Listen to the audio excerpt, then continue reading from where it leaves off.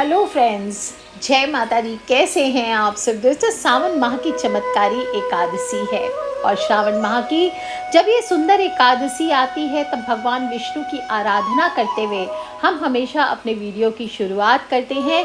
तो आइए हाथ जोड़कर विनती करें। शांताकारं भुजगशयनं पद्मनाभं सुरेशं विश्वाधारं गगनसदृशं मेघवर्णं शुभांगं लक्ष्मीकान्तं कमलनयनं योगिर्विध्यानगम्यं वंदे विष्णु भवभयहरं सर्वलोकैकनाथनं।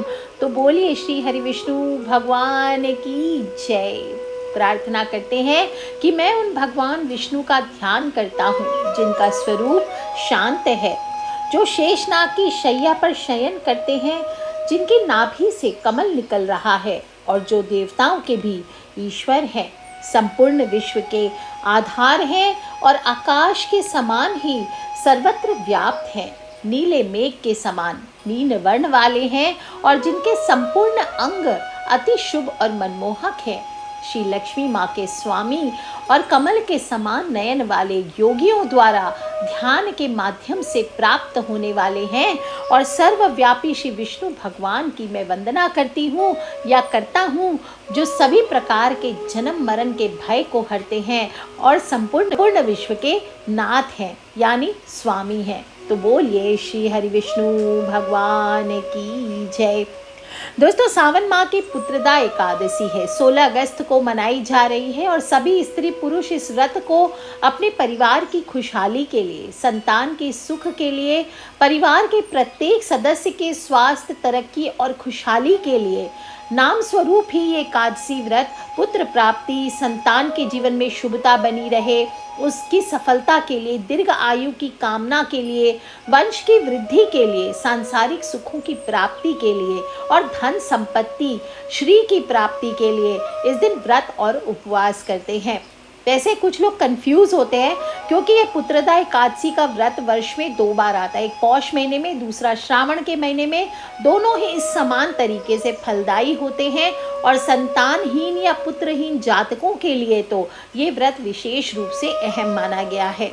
इस दिन जो संतानहीन महिलाएं हैं उन्हें संतान गोपाल मंत्र का जाप करना चाहिए और संतान संबंधी अगर चिंता है, समस्या है संतान के जीवन में, तो उसका अंत हो जाता है। पुत्रदा एकादशी का वर्णन द्वापर युग के आरंभ से किया गया है। कहते हैं कि जो कथा है इसको सुनने मात्र से वाजपेयी यज्ञ के बराबर फल की प्राप्ति होती है। द्वापर युग के आरंभ में महिष्मती नाम की एक नगरी थी जिसमें महिजीत नाम का एक राजा राज्य करता था, लेकिन पुत्रहीन होने के कारण राजा को राज्य सुखदायक नहीं लगता था। उसका मानना था कि जिसके संतान न हो उसके लिए ये लोक और परलोक दोनों दुखदायक होते हैं और पुत्र सुख की प्राप्ति के लिए राजा ने अनेक उपाय किए, परंतु राजा को पुत्र प्राप्ति नहीं हुई। वृद्धावस्था आते आते राजा ने प्रजा के प्रतिनिधियों को बुलाया और कहा, हे प्रजाजनों, मेरे खजाने में अन्याय से उपार्जन किया हुआ धन नहीं है, ना मैंने कभी देवताओं तथा ब्राह्मणों का धन छीना है, किसी दूसरे की धरोहर भी मैंने नहीं ली है, प्रजा को पुत्र के समान पालता रहा हूँ, मैं अपराधियों को पुत्र तथा बांधवों की तरह दंड देता रहा हूँ, कभी किसी से घृणा नहीं की, सबको समान माना है, सज्जनों की मैं सदा पूजा करता हूँ। इस प्रकार धर्मयुक्त राज्य करते हुए भी मेरे पुत्र क्यों नहीं है, सो मैं अत्यंत दुख पा रहा हूँ, इसका कारण क्या है। राजा महिजीत की इस बात को सुनकर के मंत्री तथा प्रजा के प्रतिनिधि वन को गए, वहाँ बड़े बड़े ऋषि मुनियों के दर्शन किए और राजा की उत्तम कामना की पूर्ति के लिए किसी श्रेष्ठ तपस्वी मुनि को देखते फिरते रहे। एक आश्रम में उन्होंने एक अत्यंत वयोवृद्ध धर्म के ज्ञाता, बड़े तपस्वी, परमात्मा में मन लगाए हुए, निराहार, जितेंद्रिय, जितात्मा, जित क्रोध, सनातन धर्म के गूढ़ तत्वों को जानने वाले, समस्त शास्त्रों के ज्ञाता महात्मा लोमेश मुनि को देखा, जिनका कल्प के व्यतीत होने पर एक रोम गिरता था। सबने जाकर ऋषि को प्रणाम किया। उन लोगों को देखकर मुनि ने पूछा कि आप लोग किस कारण से आए हैं। निःसंदेह मैं आप लोगों का हित करूंगा, मेरा जन्म केवल दूसरों के उपकार के लिए हुआ है, इसमें संदेह मत करो। लोमेश ऋषि के ऐसे वचन सुनकर सब लोग बोले, हे महर्षि, आप हमारी बात जानने में ब्रह्मा से भी अधिक समर्थ हैं। अतः आप हमारे इस संदेह को दूर कीजिए। महिष्मतीपुरी का धर्मात्मा राजा महिजीत प्रजा का पुत्र की तरह पालन करता है, फिर भी वह पुत्रहीन है, दुखी है। इसका क्या कारण है? उन लोगों ने कहा कि हम लोग उनकी प्रजा हैं, अतः उनके दुख से हम भी दुखी हैं, और आपके दर्शन से हमें पूर्ण विश्वास है कि यह हमारा संकट अवश्य दूर हो जाएगा, क्योंकि महान पुरुषों के दर्शन मात्र से अनेक कष्ट दूर हो जाते हैं। अब आप कृपा करके राजा के पुत्र प्राप्ति का उपाय बताएं। यह वार्ता सुनकर ऋषि लोमेश थोड़ी देर के लिए नेत्र बंद किए और राजा के पूर्व जन्म का वृत्तांत जानकर कहने लगे कि यह राजा पूर्व जन्म में एक निर्धन वैश्य था, और निर्धन होने के कारण इसने कई बुरे कर्म किए। ये एक गांव से दूसरे गांव व्यापार करने जाया करता था, और एक समय जेठ माह के शुक्ल पक्ष की द्वादशी के दिन मध्याह्न के समय, जबकि वह 2 दिन से भूखा प्यासा था, एक जलाशय पर जल पीने गया। उसी स्थान पर एक तत्काल की ब्याही हुई प्यासी गऊ जल पी रही थी।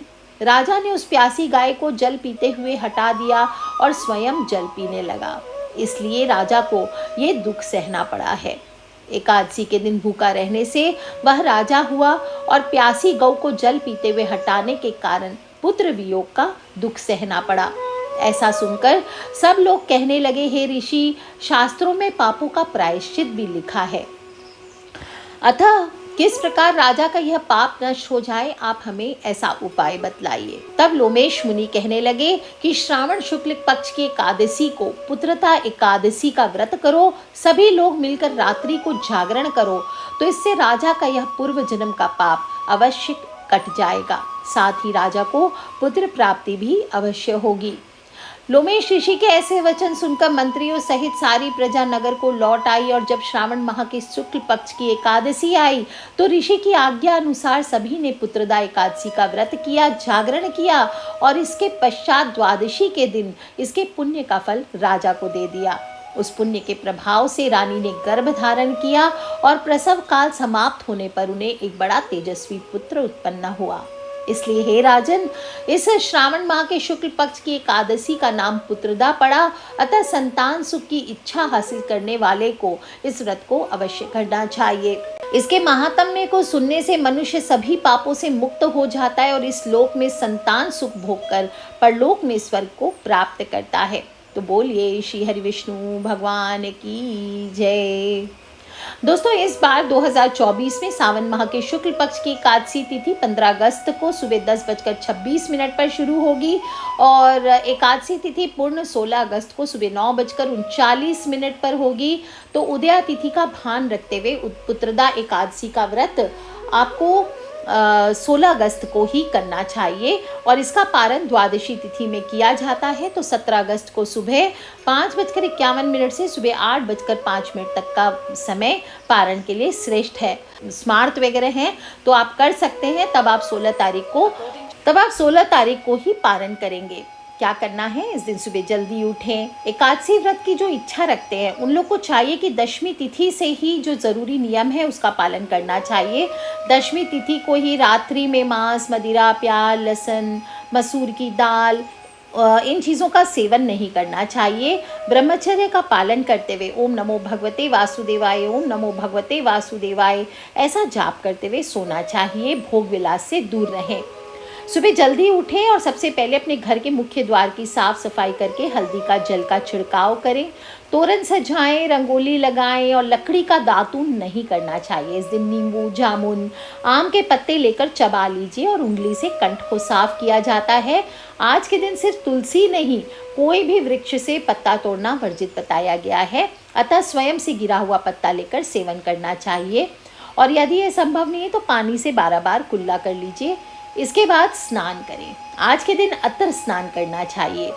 अत्र स्नान कैसे होता है? संपूर्ण स्नान कर लीजिए। इसके बाद लास्ट में 2 बूंद अत्र आप पानी में डाल लीजिए। 1 मग पानी ले लीजिए और फिर उसे अपने शरीर पर डाल लीजिए और उसको मल लीजिए। सूखने दीजिए अपने शरीर पर, पोंछना नहीं है शरीर को, ये ध्यान रखें। इस प्रकार से अत्र स्नान किया जाता है।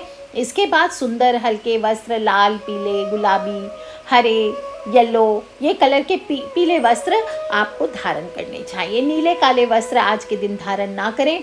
और फिर सबसे पहले 1 लोटा जल सूरज भगवान को अर्पित करना है। ओम सूर्याय नमः, ओम आदित्याय नमः, ओम भास्कराय नमः। बारिश का मौसम है तो हो सकता है सूर्य देव दिखाई ना दे, तो ऐसे में पूरब मुखी होकर के आपको जल अर्पित करना चाहिए। इसके बाद राइट हैंड घूम जाइए, उसी लोटे में जल ले लीजिए और दक्षिण मुखी होकर के 1 लोटा जल अपने पितृ के निमित्त आपको अर्पित करना है। ओम सर्वेभ्यो पितृभ्यो नमो नमः या फिर पितर पितरानी की जय। इसके बाद अपने घर के मंदिर पे आ जाइए, वहाँ पे श्री भगवान हरि की प्रतिमा हो आपके सामने, फ़ोटो हो, लड्डू गोपाल हो, जहाँ पे भी हो, आप हाथ में थोड़े से कॉइन और जल लेकर के या तिल कुश मुद्रा जल लेकर के प्रभु के सामने आपको संकल्प करना चाहिए कि आज मैं चोर पाखंडी दुराचारी मनुष्यों से बात नहीं करूँगा और ना ही किसी का दिल दुखाऊंगा। रात्रि को जागरण कर कीर्तन करूंगा। ओम नमो भगवते वासुदेवाय इस 12 अक्षर मंत्र का जाप करूंगा। राम कृष्ण नारायण आदि विष्णु के सहस्त्र नाम को कंटका भूषण बनाऊंगा। भगवान विष्णु का स्मरण कर प्रार्थना करें, हे त्रिलोकी नाथ मेरी लाज आपके हाथ, मुझे इस प्रण को पूरा करने की आप शक्ति प्रदान करें। मैं श्री हरि की प्रसन्नता और मोक्ष की कामना से इस व्रत को धारण करता हूँ। मेरा यह व्रत अच्छे से पूर्ण हो, इसके लिए हे श्री हरि आप मुझे अपनी शरण में लीजिए। इस प्रकार से प्रार्थना करके भगवान का षोडशोपचार पूजन करना चाहिए। सबसे पहले घर के ईशान कोण में यानी north east corner of the house में पीले कपड़े पर पीतल के कलश में जल और पीपल के 11 पत्ते, पीपल के पत्ते ना तो अशोक और आम के पत्ते आप इस्तेमाल कर सकते हैं, और उस पर आप एक प्लेट रख दीजिए, उसमें थोड़े से अन्न रख करके आप एक श्रीफल या फिर श्री हरि विष्णु भगवान की छोटी मूर्ति हो या चित्र हो उसको स्थापित कर उसका पूजन करें। मूर्ति हो, विग्रह हो तो शुद्ध गंगा जल से या पंचामृत से आपको दक्षिणावर्ती शंख में जल भर के अभिषेक करना चाहिए। और पीताम्बरधारी हैं प्रभु, स्नान कराने के बाद शुद्ध जल से आप स्नान कराइए, फिर उनको पीले वस्त्र धारण कराएं और जनेऊ धारण कराएं। चंदन चढ़ाएं, चंदन का ही इत्र अर्पित करना चाहिए, और जो चंदन लगाएंगे उस पर चावल ना चढ़ाएं, सफ़ेद तिल तिलक पर लगाया जा सकता है। भगवान विष्णु की पूजा में चावल निषेध बताए गए हैं, और पीले सफ़ेद पुष्पों से ही उनका श्रृंगार कीजिए। आप चाहें तो केसर से भी तिलक कर सकते हैं। जनेऊ धारण कराएं और 11 पीपल के पत्ते लेकर प्रत्येक पत्ते पर आपको चंदन से श्रीम लिखना है। क्या लिखना है? श्रीम। और फिर आप अर्पित करें। अब एक बाती बना लें। कैसे बनाएंगे वो बाती? आप चाहे तो 11 दीप एक साथ जला सकते हैं, या 11 बाती की आपको एक बाती बनानी है रुई की, और फिर गाय के घी में हल्दी मिला करके आपको उससे दीप जलाना चाहिए। चंदन से धूप करें। केला, पपीता, ताल मखाने, साबूदाने की खीर, ये चीज़ें फलाहार जो भी आप प्रभु को भोग लगाना चाहते हैं सो अर्पित कीजिए। ध्यान रखें प्याज, लहसुन, मांस, मदिरा इस तरह की चीज़ों का भोग नहीं लगाना है, और भोग में तुलसी पत्र अवश्य चढ़ाइए। तुलसी पत्र आप ऐसे भी प्रभु को आपको अर्पित करना चाहिए, ओम नमो भगवते वासुदेवाय, ओम नमो भगवते वासुदेवाय बोलते हुए। और ध्यान रखें जब भी खाली तुलसी आप अर्पित करते हैं तो विष्णु भगवान के चरणों में अर्पित ना करें, हमेशा तुलसी को विष्णु भगवान के मस्तक पर अर्पित करना चाहिए। जीवन में आपके बहुत सारी कठिनाइयाँ आ रही है, बार बार बाधाएं आ रही है, अमंगल हो रहा है, बुराइयाँ बढ़ गई है आपके जीवन में, दरिद्रता जीवन में घर कर चुकी है, गंदे लोग आपसे जुड़ चुके हैं, तो सभी कष्ट और बुराई के नाश हेतु आपको आज भगवान श्री हरि विष्णु पर या कोई भी उनका स्वरूप हो, लड्डू गोपाल आदि हो, 11 पीपल के पत्ते का उपाय अवश्य कीजिए। आपकी सभी मनोकामना पूर्ण होगी, आपके जीवन की सभी नकारात्मकताएं, समस्याएं आपकी स्वयं ही दूर हो जाएगी। आप अगर बहुत सारी मुश्किलों से जूझ रहे हैं, बनता हुआ काम बिगड़ रहा है, नौकरी नहीं लग रही है, भाग्य आपका साथ नहीं दे रहा है, तो परेशान ना हो। आज के दिन आपको पीपल के पत्ते का उपाय करना है। 11 पीपल के पत्ते लेकर चंदन से ओम, श्रीम या स्वस्तिक बनाइए। इन पत्तों पर पीला फूल और फल अर्पित कीजिए। वहीं बैठकर चंदन या तुलसी की माला से ओम नमो भगवते वासुदेवाय, ओम नमो नारायणाय या इस प्रकार से आप जाप करें, विष्णु भगवान का ध्यान करें, और फिर इन पत्तों को आप एक कलावे में पिरो करके या सफ़ेद धागे में पिरो कर अपने घर के मुख्य द्वार पर तोरण की तरह लगा दीजिए। अगर आप चाहें तो 11 पत्तों को आप एक पीले कपड़े में, रेशमी हो या सूती कपड़ा, उसमें लपेट कर अपने तिजोरी में भी स्थापित कर सकते हैं। और कहते हैं कि 11 पीपल के पत्तों का उपाय करने से 7 पुश्तों तक पैसों से आप लबालब रहते हैं। आपके घर में जो लोग भी व्यापार करते हैं, बिजनेस करते हैं, नौकरी करते हैं, कोई फैक्ट्री के मालिक हैं, कोई दुकान के ओनर हैं, कोई भी आप ज़मीन जायदाद का कारोबार करते हैं, तो इन पत्तों को अगर आप अपने गले में रख लेते हैं, कोई दुकान में या घर में तिजोरी में, तो आपको पैसों से लबालब होने से कोई नहीं रोक सकता। इवन यहाँ तक कि बच्चे अगर पढ़ाई में कमज़ोर हैं तो आप उनके टेक्स्ट बुक में ये पत्तों को रख दीजिए, या उनके स्टडी टेबल में या उनके स्कूल बैग में रख दीजिए। और अगर पीपल का पत्ता नहीं मिलता या प्रॉब्लम है पीपल के पत्तों का उपाय करने में, तो आप मोर पंख के द्वारा भी इस उपाय को कर सकते हैं। बस जब मोर पंख से उपाय करेंगे तो ओम नमो भगवते वासुदेवाय के साथ साथ आपको एम का यानी सरस्वती माँ के बीज मंत्र का जाप अवश्य करना है। जब आप बच्चों के लिए करेंगे या राहु दोष के लिए भी आप ये कर सकते हैं। दोस्तों, दिन भर इसी प्रकार से सात्विक आप फलाहार करते हुए रहें, व्रत करके रख सकते हैं, निर्जला व्रत कर सकते हैं, जैसा आपका शरीर अलाउ करे, या एक समय सात्विक भोजन करके व्रत को करें। और ज़्यादा से ज़्यादा ओम नमो भगवते वासुदेवाय, ओम नमो भगवते वासुदेवाय इसका जाप करते रहें। शाम को माँ तुलसी के सामने एक दीपक अवश्य प्रज्वलित करें। और रात्रि में परिवार वालों के साथ जागरण कर भजन कीर्तन करते हुए, भगवद गीता का पाठ करते हुए समय को व्यतीत करना चाहिए। अगले दिन सुबह पारण जरूर करें। पारण करने से ही व्रत को पूर्णता प्राप्त होती है। पारण कैसे किया जाता है? वापस से स्नान करके विष्णु भगवान का पूजन करें, इसके बाद थोड़ा दान करें, किसी ब्राह्मण को अन्न, वस्त्र, गुड़, घी जो आपकी इच्छा हो थोड़ा दान करें, और इसके बाद स्वयं भोजन करना चाहिए। कहते हैं कि जिनको संतान प्राप्ति की इच्छा है उसके निमित्त आप ये व्रत कर रहे हैं, तो आपको बच्चों को दान करना चाहिए। और अगर आपके परिवार में कोई पर्सन बहुत लंबे समय से बीमारी का सामना कर रहा है, तो आपको क्या करना है, 11 पत्ते जो आपने रखे हैं विष्णु भगवान के सामने, वो आप ओम नमो भगवते वासुदेवाय का 11 बार जाप कर लीजिए। और उस पर चंदन वंदन कुछ नहीं लगाना है आपको। ये पत्तों पे जब बीमार के लिए उपाय करेंगे, अच्छे से पत्ते ले आइए, 11 धो के, कटे फटे पत्ते ना हो, इनको विष्णु भगवान के सामने अर्पित कर दीजिए। और फिर रात्रि में 11 पत्तों में से एक पत्ता आपको शुद्ध पीने का पानी ले लेना है एक गिलास में, उसके अंदर एक पत्ता आपको डुबो देना है, और बाकी के 10 पत्ते रोगी के तकिए के नीचे रख देना है आपको। अगले दिन सुबह वो जो 11वां पत्ता है तकिए के नीचे से निकाल लेना है, और फिर सारे के सारे पत्ते लेकर आपको किसी पीपल के नीचे, कोई नीम के नीचे, कोई मंदिर में आपको रख के आ जाना है, या बहते जल में प्रवाहित कर देना है। और जो जल है वो आपको रोगी को पिला देना है। अगर आपके पास कोई जगह नहीं है वो पत्तों को डालने के लिए, तो आप खाली रास्ते पे फेंक सकते हैं। और आप ध्यान रखें कि अगर बहुत गहरा रोग है तो ये जो 11 पीपल के पत्ते हैं, इनको आपको शिवलिंग पर महामृत्युंजय मंत्र का जाप करते हुए अर्पित कर देना चाहिए। दोस्तों, अगर रोग बहुत ज़्यादा गंभीर है तो इस उपाय को आप एक एकादशी से शुरू करके अगली एकादशी तक कीजिए। बड़ा से बड़ा रोग होगा, आप खुद ही चमत्कार इसके रिजल्ट्स देखेंगे। दोस्तों, कहते हैं कि इस उपाय को करने से पुरानी बीमारियों से मुक्ति मिलती है। कोई किया धरा है तो उससे छुटकारा मिलता है, जीवन के संकट दूर होते हैं, दुख दूर होता है, और इंसान को जीवन में सुख और शांति प्राप्त होती है।